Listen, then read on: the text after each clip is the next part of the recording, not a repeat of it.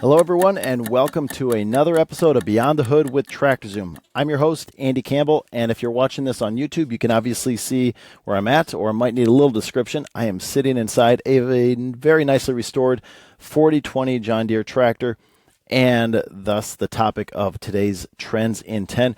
We're talking all about tractors. I've been getting a lot of requests lately to know what's going on in the market, but specifically about supply, and a lot of the dealers that I'm talking to are very concerned about the supply of tractors, larger row crop tractors, four-wheel drive tractors especially. And so within this Trends in 10, I'm going to dive into the supply, the rate of change that I'm seeing in supply, and what effect that is having on some of the values, specific make and models. Now, I can't go into absolutely everything, and since we're keeping this Trends in 10 specifically centered around tractors, we have a webinar coming up. The webinar is going to be held here in about a month, so held in October of 2024. You can go to the show notes. You can find the link, register. It's completely free. You can also go to TractorZoomPro.com, and then you can look in our events tab, and then you can always register for our webinars or even our newsletter so you can be alerted whenever the next webinar is coming up. They're always free. Make sure you do that so you can be on top of the latest equipment trends as they come out. So let's go into these Trends in 10 specifically on tractors. And this is coming hot off of the Farm Progress Show. I was able to head up there for a day, see a lot of our dealer friends, and also check out some of the newer tech that is arriving. And then also witness a inventory reduction auction that Van Wall was holding with in concert with Sullivan. And a lot of the prices are hitting exactly where we thought they would. Here towards the end of August of 2024. And a lot of our analysis now surrounds around this time frame. So what I'm going to show you here, what I'm going to talk about, are values that have happened in July and August, and I'm comparing those to what happened earlier in 2024, and in some cases what happened in 2023 as a reference point. But for some of these categories that the supply is getting a little out of whack, we're seeing a drastic enough change that we're seeing a difference from what happened in March to even, 7 months later in August, now going into September. So let's start on the utility tractor side of things. So when I look at the utility tractor supply year over year, the supply for those is down about 12% year over year. Now, speaking of the economic side of things, demand is already down. It's down across the board. So when we look at supply and demand and talk about that here, we can almost remove that from the equation because we know it's suppressing the market. We know it's going to drive values down. But when we look across categories, what's that difference maker going to be? A lot of it is going to be the supply that's out there in the market. So that's obviously the focus here. So back to utility tractors. Supply is down 12% year over year.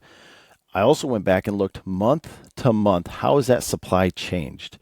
And looking over the past 12 months with utility tractors, the supply has dropped 9 out of the last 12 months when you look month over month. So all the efforts that dealers are doing, sales incentives, reaching out to their customers, inventory reduction auctions, whatever they're doing, it's working, and it's having an effect on the values with that lower supply. So specifically, I looked at a model 6120E, and for solid quality tractors, the values are relatively flat with those. And when I'm talking the quality tractors, they've got a loader, obviously they've got a cab, low hours. I'm seeing a lot of price parity from now and the first half of 2024, even some late 23 models or sales that were going on. That's flat. The change happens once you get to be talking about further down the depreciation curve. Once you're tacking on maybe 2,000 hours, then you start to see a little bit of a steepening of that depreciation curve. Now, the change with these utility tractors comes when you have a more of a commoditized, lower value utility tractor. So you're talking no cab on it, especially, but even if you just don't have a loader on it, so more of just a functional tractor there. Now we're seeing the price drop to almost 5 to 14% year over year from last year. So you go commoditize on these utility tractors, and we're seeing a bigger price difference. Okay, let's move on to the smaller row crop tractors. So 175 up to 300 horsepower. With the supply on these they're about the same that they were last year. So not an increase, not a decrease there. And when we look at that month-over-month change, they've been dropping 7 out of the last 12 months. So batting better than 500 here, moving in the right direction, although a little more slowly. The lower horsepower models, those values are steady. And even once you get up into almost the 300s, even the 8R 310, it's a little over that threshold. But when you look at that for those late model low hours, those are holding steady right now. And again, similar to those utility tractors, once you lengthen that out, once you look at things that might have more than 2,000 hours on it, they've been worked. That's where we're starting to see those values really drop considerably. The farmer or the user that's buying that is feeling a little bit more of the price pressure, and there's not as many bidders down there. We're seeing those auction values drop considerably from what they were. But when you're on the late model low hour, we're not seeing a big difference between now and the spring of 24 with those particular models. Now, let's move on to the higher horsepower type of tractors, and this is where it really gets interesting. Supply is different here with these higher horsepower large row crop tractors. The 300 to 425 horsepower category supplies up 20% year over year with these. And again, looking at that month-over-month change, that rate of supply change, it's up 7 out of the last 12 months. So kind of an inverse of what we saw for the lower horsepower tractors. And a great focus point here is the 8R 410s. So for the 8R 410s, again, seeing an increase in value. Can't quite get this one under control yet. The values are down about 7% from just 2 months ago. So we're talking June to August. We're seeing a pretty remarkable difference in the values that we're seeing at auction, 7%. And when you look year over year, about a 14% drop in the 8R 410s. And so again, that's the effect that oversupply and not yet being able to get a handle and turn the corner on that supply. And that's the effect that that's having. Let's go to even bigger. 4-wheel drive tractors, they are getting hit the hardest. And take this into perspective. Last year at this time, we weren't even talking about a supply issue with 4-wheel drive tractors.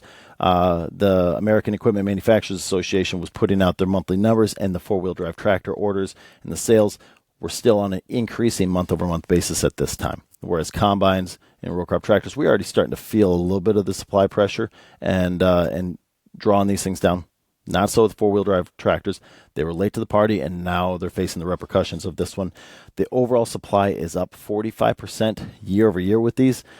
Again, when I look at that month-over-month supply change, it's up 9 out of the last 12 months. So these are certainly not, the supply is not handled yet. We have not turned the corner, and it probably have a little ways to go on these. One tractor, one model that I looked into specifically because there was a couple being sold at that Van Wall auction at the Farm Progress Show. Those 9620 RXs are down 11% on average in their auction values from this time, from the springtime. So about 6 to 8 months ago, it's already down 11%. But again, that's a 45% supply increase that we've seen on that market. So that's the economics lesson here. The supply is having a pretty big effect on the price, considering the existing demand pressures that we have, and those demand pressures more than likely are not going away anytime soon. And so if you want to learn a little bit more about these details within the tractors, but also the combine market, self-propelled sprayer market, we'll go into supplies for planters, a whole host of other equipment categories. Make sure you sign up for the webinar in the link below. If you have any questions, about specific categories you want us to cover, or questions within those categories, make sure you reach out to us ahead of time so we can cover that in the webinar. Like I said, it's on TractorZoomPro.com or in the show notes. This is Andy Campbell with Beyond the Hood's Trends in 10. Hope you've enjoyed this, and I look forward to seeing you next time. Take care.